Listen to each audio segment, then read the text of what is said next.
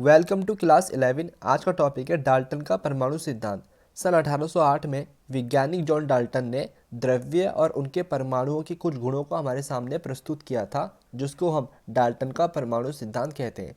चलिए इसको हम और अच्छे से जानते हैं। तो डाल्टन ने कहा था, द्रव्य अनेक सूक्ष्म कणों से मिलकर बने होते हैं, जिन्हें परमाणु कहते हैं।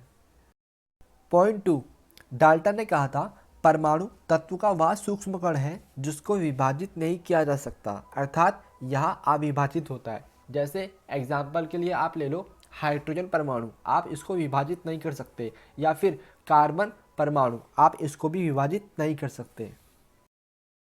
पॉइंट 3, एक समान परमाणु वाले तत्व के सभी गुणधर्म एक समान होते हैं और अलग अलग परमाणु वाले तत्व के गुणधर्म एक दूसरे से अलग अलग होते हैं। चलिए अब इस स्टेप को डायग्राम के द्वारा समझते हैं। लिखा है कि एक समान परमाणु वाले तत्व के सभी परमाणुओं के गुणधर्म आपस में एक समान होते हैं, मतलब इनकी प्रॉपर्टीज़ एक समान होती है। हमारे पास कोई तत्व है, ठीक है, जो सिर्फ एक ही टाइप के परमाणु से मिलकर बना है। ठीक है, हम मान लेते हैं कि हमारे पास जो तत्व है वो सिर्फ कार्बन परमाणु से मिलकर बना है। तो क्या होगा, इस तत्व के जो परमाणु हैं उनकी प्रॉपर्टीज़ एक समान होगी, मतलब सारे परमाणुओं की प्रॉपर्टीज़ एक समान होगी। ठीक है,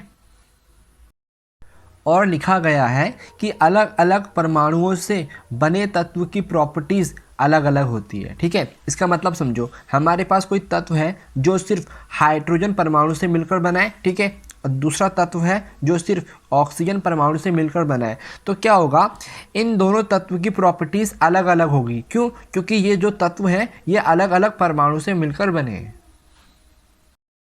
पॉइंट 4, डाल्टन ने कहा था, एक से अधिक तत्वों के परमाणुओं के निश्चित अनुपात में संयोजन से यौगिक बनते हैं।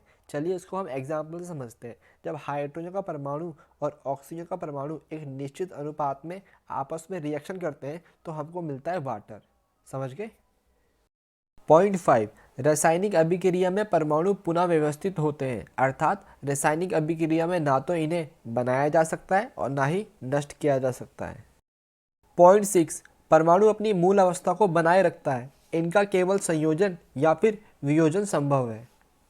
इसी के साथ आज का टॉपिक यहीं पर खत्म होता है। उम्मीद करता हूँ वीडियो आपको अच्छी लगी होगी, तो प्लीज़ वीडियो को लाइक कर दो और ऐसी वीडियो नोट्स के लिए आप चैनल को सब्सक्राइब कर दो। मिलता हूँ आपसे नेक्स्ट वीडियो में, तब तक के लिए गुड बाय।